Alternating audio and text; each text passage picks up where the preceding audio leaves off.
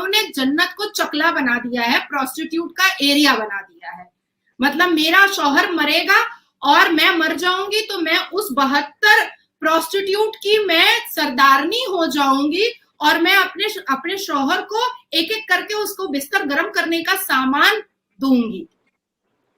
मैंने पहले ही कह दिया कि बहुत बिटर ट्रूथ है, बहुत अगली ट्रूथ है, बहुत डर्टी ट्रूथ है, पर अभी इसी तरीके से मैंने नाम लिया है मौलाना मोहम्मद साजिद रशीदी, आपके ही पाकिस्तान की एंकर को उन्होंने ये बात कहा था कि आप जन्नत में उन 72 हूरों की सरदारनी हो जाएंगी, और उन्होंने कहा भी था कि तो मैं क्यों हो जाऊंगी, तो उन्होंने कहा कि आप भेजेंगी इन हूरों को अपने खाविंद के पास, मतलब अपने शौहर के पास। ये आपके पाकिस्तान का ही मैं बता रही हूँ, उसमें भी वो मुसलमान बना था। तो आप मुझे बताइए कि आखिर तब मुसलमान मुल्ला कहाँ मर जाते हैं, कहाँ मुंह में क्या ले लेते हैं, तो जब उनके मुंह से आवाज क्यों नहीं निकलती है कि बॉलीवुड मुसलमानों को क्यों बदनाम कर रहा है। बॉलीवुड में जितने भी टेररिज्म बेस्ड के जितने भी फिल्म आते हैं उसमें मुसलमान कैरेक्टर टेररिस्ट क्यों दिखाया जाता है, तब नहीं बोलते हैं। लेकिन जब ट्रुथ स्टोरी आती है तब उसको कह दिया जाता है कि भाई ये तो मुसलमान इस्लाम पे खतरा है, अरे जहन्नम है, अरे हिंदू काफिर है, अरे हिंदू मरेगा तो जहन्नम जाएगा, अरे हिंदुओं का कुछ ये नहीं है। आप क्यों हमारे दिमाग में ये चीजें डालते हैं? आप होते कौन है हम मेरे दिमाग में ये चीजें डालने वाले? आपको ये अथॉरिटी किसने दी है? इस हिंदुस्तान में हम हिंदुओं के साथ एक प्लेट पे खाते हैं, इस हिंदुस्तान में हिंदुओं के साथ हम बोलते हैं, बैठते हैं, हंसते हैं, रोते हैं, अपने दुख को अपनी खुशी को हम बांटते हैं। आपको ये अथॉरिटी किसी ने नहीं दिया है कि आप हमारे हिंदू भाइयों और बहनों को आप हमसे काफिर कहलवाइएगा। आज जिस हिंदू के प्लेट पर मैं बैठ करके खा रही हूँ वो मरेगा तो क्या मेरी जुबान से निकलेगा कि फिनारे जहन्नम? मैं नहीं बोलूंगी, मैं नहीं बोलूंगी। मेरे सनातनी भाइयों के लिए, मेरे हिंदू भाइयों के लिए, मेरे हिंदू दोस्तों के लिए मैं फिनारे जहन्नम नहीं बोलूंगी, चाहे कुछ हो जाए, मेरे लिए फतवा जारी हो, चाहे मुझे दोबारा कलमा पढ़ना पड़े, मैं हर वो चीज अग्री करके एक पैर पर लड़ने को तैयार हूं। लेकिन मैं इस षड्यंत्र को बंद करने के लिए मैंने ठान लिया। हमारा पंजाब क्यों परेशान है? आपके पाकिस्तान का बॉर्डर है और वहां से ड्रग्स आता रहता है, इसलिए हमारा पंजाब परेशान है।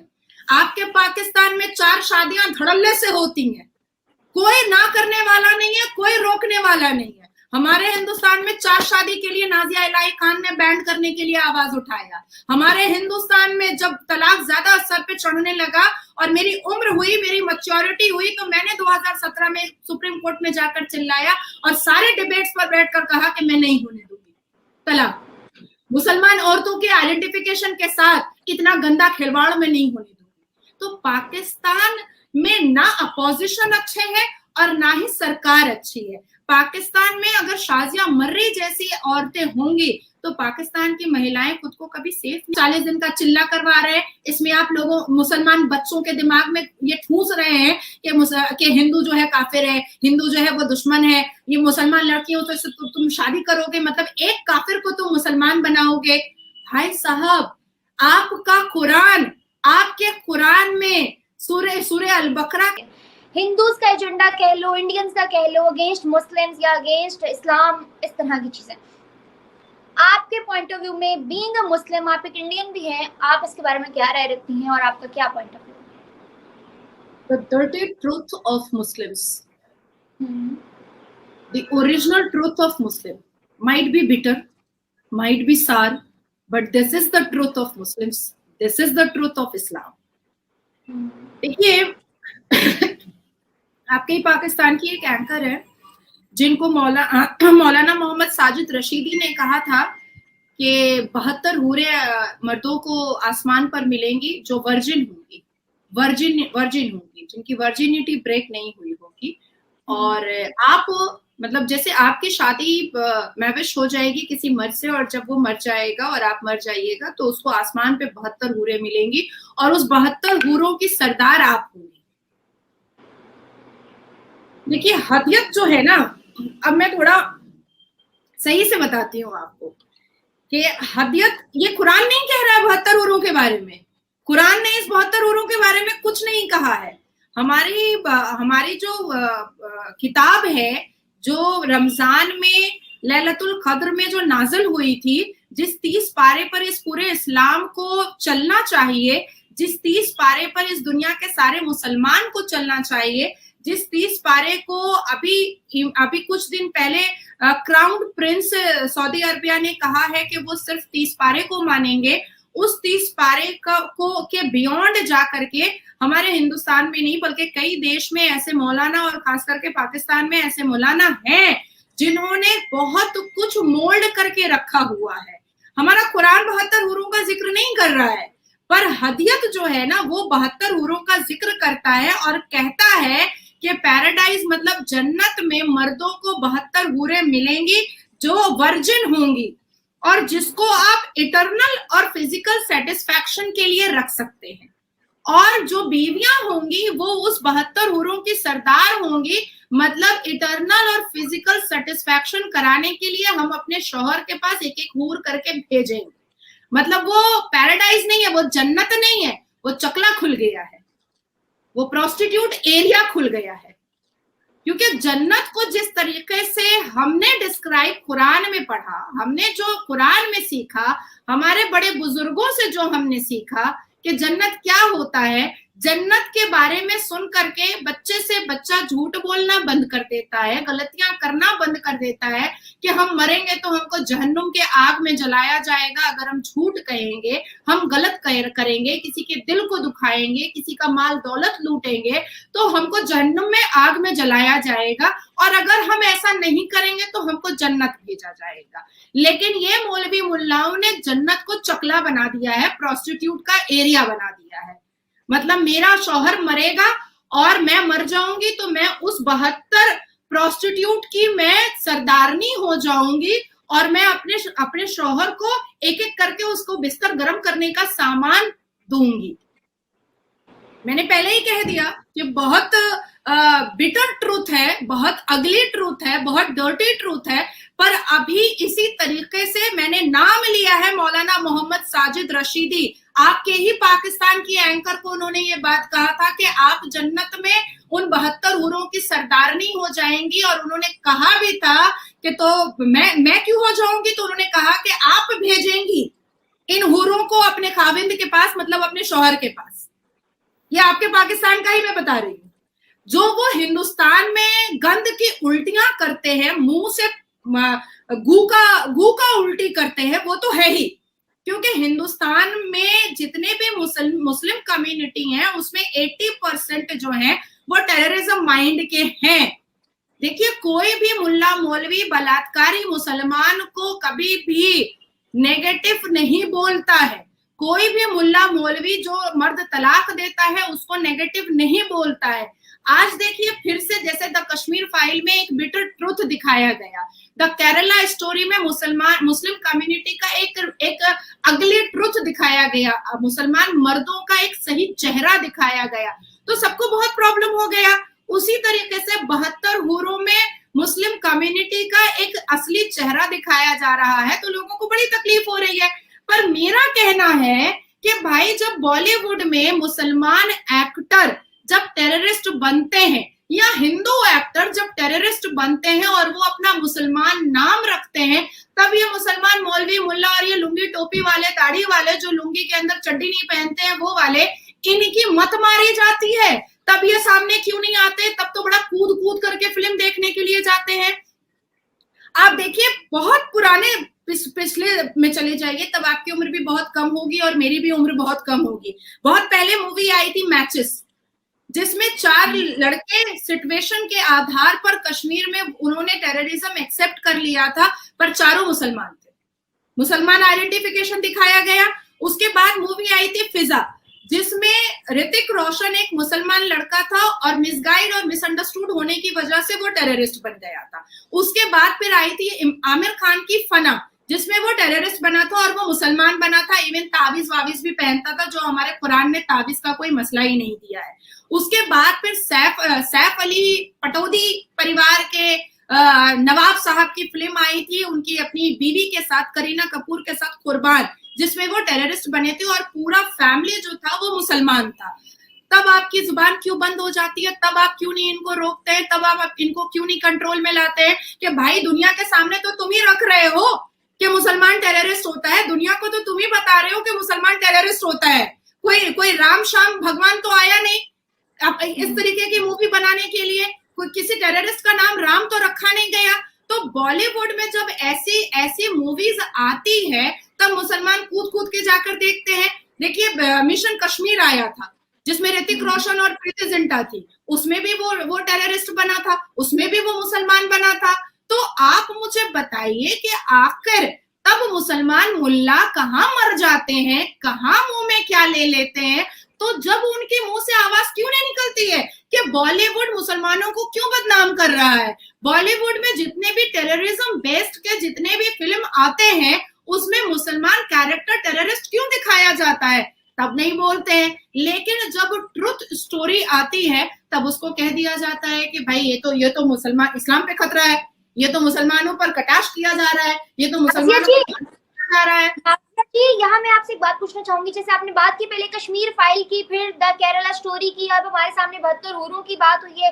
इसी तरह आपने बॉलीवुड का जिक्र किया कि बॉलीवुड में हमेशा मुस्लिम्स को जो है ना मुस्लिम टैग के साथ उनको टेररिस्ट दिखाया जाता है। व्हाट डू यू थिंक इसमें इंडियन पॉलिटिक्स कितना बड़ा रोल प्ले करती है? क्या उनका कोई रोल है, कोई एजेंडा हो सकता है? अब तो जनता की बात सुनी भी जा रही है, अब तो जनता के बातों को मतलब मद्देनजर और उसको एक सही तरीके से देखा भी जा रहा है, एक वैल्यूबल पॉइंट से देखा जा रहा है।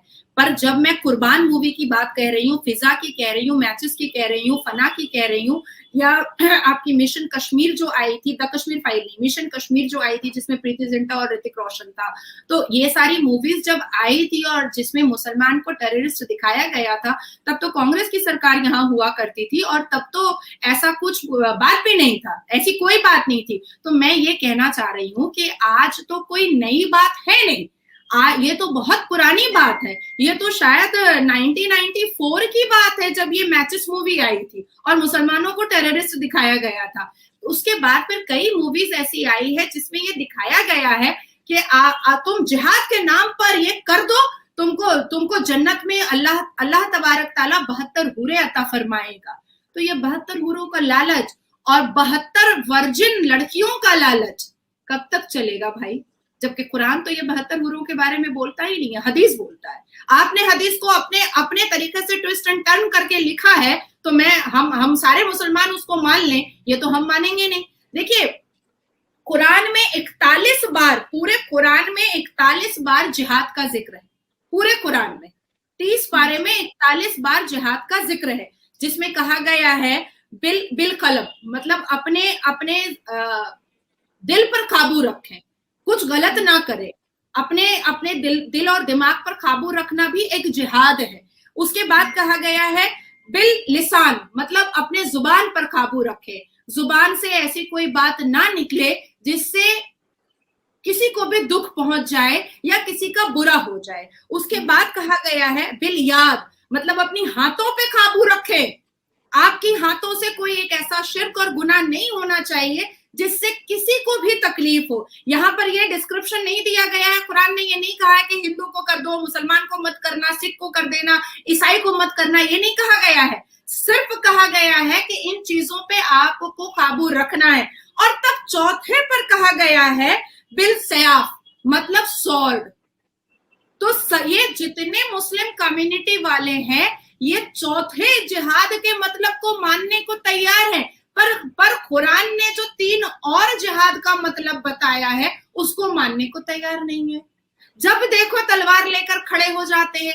आपके यहाँ से पाकिस्तान से जब अजमल कसब हमारे देश में घुसा था तो वो कोई अच्छा काम करने के लिए तो नहीं घुसा था, तबलीग के लिए तो नहीं घुसा था, यहाँ पर इस्लाम का परचम फैलाने के लिए तो नहीं घुसा था, यहाँ पर मर्दों को ये सिखाने तो नहीं घुसा था कि भाई तुम तलाक मत दिया करो क्योंकि कुरान तलाक के लिए सख्त ममानियत करता है। उसने ये तो नहीं कहा आकर के कि देखो मुसलमान को बलात्कार नहीं करना चाहिए क्योंकि ये कुरान ने पाप कहा है, सिन कहा है, गुनाह कहा है। वो घुसा बम बारूद लेकर के और बंदूक लेकर के, और ना छोटा देखा, ना बड़ा देखा, ना हिंदू देखा, ना मुसलमान देखा, ना विधवा देखा, ना प्रेग्नेंट देखा, उसने बस गोली चलाना स्टार्ट कर दिया और ना जाने कितने लोगों को उसने मार गिराया। तो ये कह रहा है क्या हमारा कुरान? ये तो नहीं कह रहा है हमारा कुरान। और ये जो मौलाना मोहम्मद साजिद रशीदी हैं या इस टाइप के जितने भी चिटिंगबाज मौलाना है, इनको ये अथॉरिटी किस पीर मुर्शिद ने दिया है, किस आयत ने दिया है, किस कुरान ने दिया है कि आप मुसलमान कौम में मर्दों को तबाह बर्बाद कीजिए 72 वर्जिन हूरों का लालच दे करके? किसने आपको ये अथॉरिटी दी है? देखिए, आज वो सिचुएशन और सिनेरियो रहा नहीं है जब हम क्लेवेज वाली मूवी देखें, जब हम प्यार मोहब्बत वाली मूवी देखें, जब हम पेड़ों के आगे पीछे डोल करके गाना गाने वाली मूवी देखें। जनता और पब्लिक इस मूड में है कि हमने तो बस अब फैक्ट देखना है, हमने तो बस अब जानना है कि क्या सच है और क्या झूठ है। तो ये तो 72 हूरों वाला जो फंडा है ये कंप्लीटली झूठ है। अगर किसी मौलाना के पास कोई एक ऐसी आयत है जो कुरान से वो निकाल करके मुझे दिखा सकता है कि कुरान ने वर्जिन 72 हूरों का लालच मर्दों को दिया है, तो मैं उनसे कन्फ्रंटेशन में और आर्ग्यूमेंट में बैठने को तैयार हूं। ये मुल्लाओं ने हिंदुस्तान के मुसलमानों का दिमाग खराब करके रखा है। ये मुल्ला हिंदुस्तान के शांति को भंग करने के पीछे लगे हैं। और जब ऐसी फिल्में आती हैं जिससे लोग पब्लिक अवेयर होता है तो इनको बड़ी मिर्ची लग जाती है। द केरला स्टोरी में अगर ये बताया गया है कि हिंदू लड़कियां थोड़ा सा परहेज करें, मुसलमान लड़कों से थोड़ा परे रहे, तो क्या गुनाह हो गया, क्या पाप हो गया है? भाई, आप मुसलमान लड़कियों को तलाक देने में 3 सेकंड लगाते हैं, तो हिंदू लड़कियों पर अत्याचार करने में आपको कितना समय लगेगा? कुछ भी समय नहीं लगेगा। मैं भी शाह के साथ ही बैठ करके मैंने डिबेट किया है द केरला स्टोरी पर, और मैंने बहुत ही पॉइंट वाली बातें कही हैं जो व्यूअर्स को और पब्लिक को बहुत पसंद आई है मेरी बात, और मैंने हर बातें पॉइंट वाइज कही है। आज मैं जिहाद के बारे में जो कह रही हूँ कि 41 बार जिहाद के बारे में लिखा है, लेकिन उसमें चार चीजों में उसको बांटा गया है, जिसमें 3 बार अलग अलग चीजों पर बंदिशें दिखाई गई हैं। आपके दिल पर बंदिशें दिखाई गई हैं, आपके दिमाग पर बंदिशें दिखाई गई हैं, आपके हाथ पर बंदिशें दिखाई गई हैं, आपकी जुबान को कंट्रोल करने को कहा गया है। पर ये मुल्ला, ये टोपी वाला लोग, इसने पूरे मुसलमान कौम को बदनाम करने का ठेका उठा लिया है।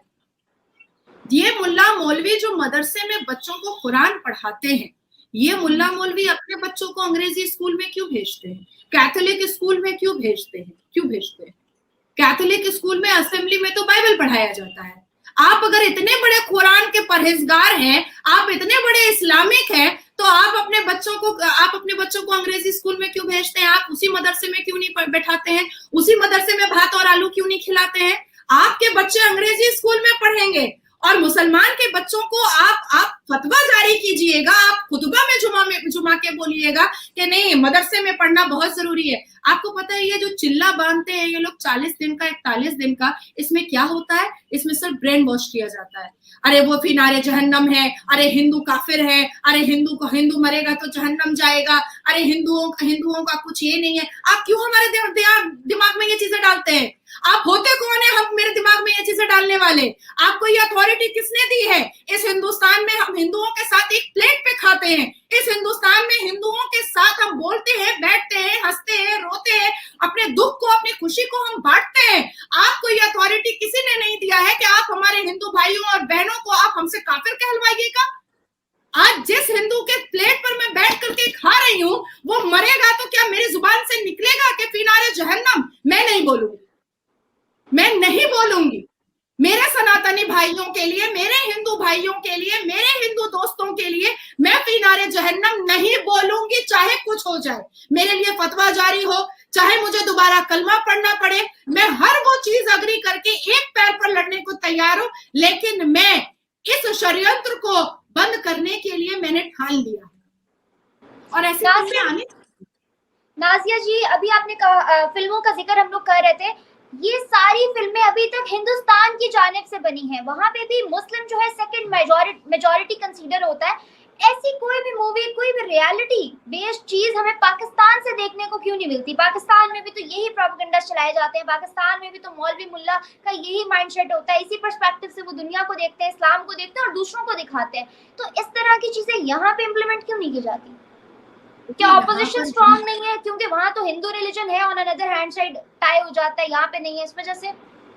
देखिए, ये सच है कि हमारे हिंदुस्तान में सेकंड मेजॉरिटी 14% मुसलमान है। माइनॉरिटीज में तो जैन, सिख सब आते हैं, पर 14% मेजॉरिटी पॉपुलेशन मुसलमानों की है। पर by the grace of God, Allah का लाख लाख शुक्र है कि हमारे इस हिंदुस्तान में हम जैसे लोग भी यहाँ पर हैं जो जुबान खोल करके दुर्नीतियों को और गलतियों को चिल्ला चिल्ला कर बोलते हैं। देखिए, आज आपके साथ द केरला स्टोरी हो या आज 72 हूरे मूवी हो, इस पर डिबेट करने के लिए कोई सीता या गीता नहीं बैठी है आपके साथ, इस पर नाजिया इलाही खान बैठी है, जिसकी पुश्त दर पुश्त आप निकालिएगा तो हिंदुस्तानी ही निकलेगी और कहीं से नहीं निकलेगी। कुछ लोग मेरे नाना परनाना दादा परदादा निकालिएगा तो बहुत ज्यादा तो दिल्ली का जन्म निकल जाएगा, पर इसके अलावा और कहीं का भी नहीं निकलेगा।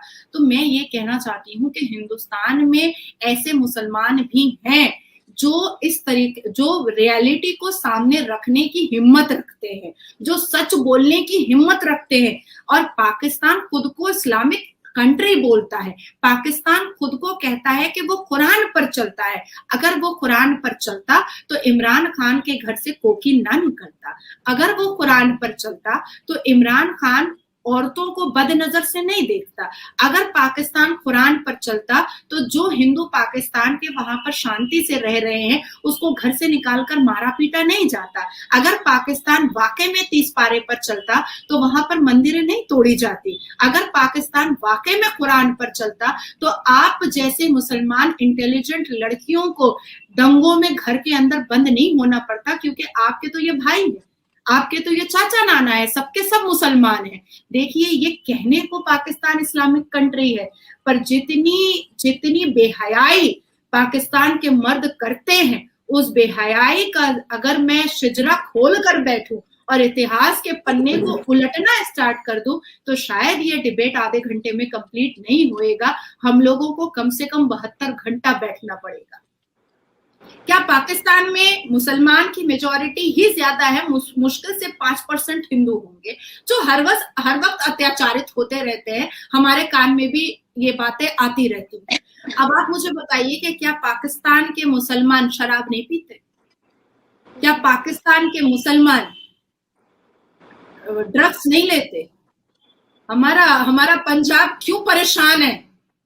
आपके पाकिस्तान का बॉर्डर है और वहां से ड्रग्स आता रहता है, इसलिए हमारा पंजाब परेशान है। आपके पाकिस्तान में 4 शादियां धड़ल्ले से होती हैं, कोई ना करने वाला नहीं है, कोई रोकने वाला नहीं है। हमारे हिंदुस्तान में 4 शादी के लिए नाजिया इलाही खान ने बैन करने के लिए आवाज उठाया। हमारे हिंदुस्तान में जब तलाक ज्यादा सर पे चढ़ने लगा और मेरी उम्र हुई, मेरी मैच्योरिटी हुई, तो मैंने 2017 में सुप्रीम कोर्ट में जाकर चिल्लाया और सारे डिबेट्स पर बैठकर कहा कि मैं नहीं होने दूंगी तलाक। मुसलमान औरतों के आइडेंटिफिकेशन के साथ इतना गंदा खिलवाड़ में नहीं होने दूंगी। तो पाकिस्तान में ना अपोजिशन अच्छे है और ना ही सरकार अच्छी है। पाकिस्तान में अगर शाजिया मर्री जैसी औरतें होंगी तो पाकिस्तान की महिलाएं खुद को कभी सेफ नहीं फील करेंगी, कभी नहीं फील करेगी।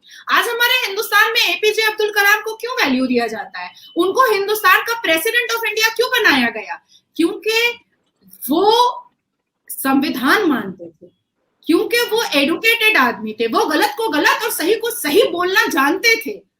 आज नाजिया इलाही खान मुसलमान है पर वो गलत को गलत बोलना और सही को सही बोलना जानती है, उसको किसी चीज का डर नहीं है। हर रोज मेरे पास धमकियां आती हैं, हर रोज मेरे को धमकी दिया जाता है कि मेरा रेप कर दिया जाएगा, मेरे को मर्डर कर दिया जाएगा। 1000 ऑडियो क्लिप्स मैं आपको सुना सकती हूँ। मैंने कई चैनल्स पे सुनाए भी है कि देखिए इस तरीके से गाली गलौज मुसलमान कर रहा है मुझे, लेकिन मैं डरती नहीं, क्योंकि यही कुरान और यही संविधान ने मुझे ताकत दिया है कि मैं सच के साथ खड़े रहूं और झूठ का पर्दाफाश करूं। और हमारा हिंदुस्तान बहुत खूबसूरत है। हमारे हिंदुस्तान में एक कोड है, justice delay means justice denied, law always take its own course. Nazia ji, जो कॉन्फिडेंस हिंदुस्तान के अंदर मुसलमान बेटी हो के आपको मिला या आपको दिया जा रहा है, आपको लगता है कि ये हर देश में मुसलमानों की बेटियों को दिया जाता है ताकि वो अपनी सेफ्टी कर सके, अपनी सिक्योरिटी कर सके? क्योंकि इंडिया इस वक्त जहाँ पे है, पूरी दुनिया का तो मुझे नहीं पता, लेकिन पाकिस्तान की नजर में इमेज बहुत कंजर्वेटिव सा है कि वहाँ पे लोग आजादी से नहीं रहते, वहाँ मुसलमानों को दबाया जाता है। मगर यही सारी चीजें अगर आज हम देखें तो हमारे पाकिस्तान के खुद के अंदर हो रही है कि जिस तरह से आप वहां बैठ के बोल रही हैं, इवन मैं भी यहाँ बैठ के नहीं बोल सकती हूँ। मैं आपसे बात कर रही हूँ, मैंने आपको इनवाइट किया, मगर मैं नहीं बोल पा रही हूँ जो आप बोल रही हैं। तो व्हाट व्हाट यू सी, क्या